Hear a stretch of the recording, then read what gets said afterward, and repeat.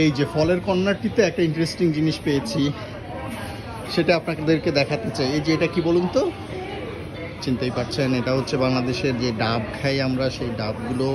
এরকম ফ্রেশ ডাব কিন্তু অনেক দিন দেখি না, বিশেষ করে জাপানে এরকম ফ্রেশ ডাব একেবারেই দেখা যায় না, যেটা এখানে দেখা যাচ্ছে।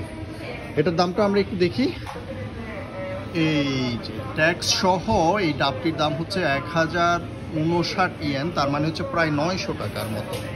খাবেন নাকি 900 টাকা দিয়ে একটি ডাব? এই যে যারা ফ্রেশ ডাব খাওয়া মিস করেন জাপানে, তাদের জন্য এই ডাবটি।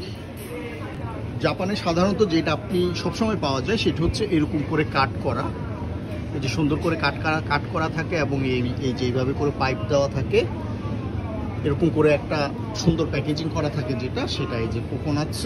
সেই ক্ষেত্রে এটার দাম হয় 538 ইয়েন।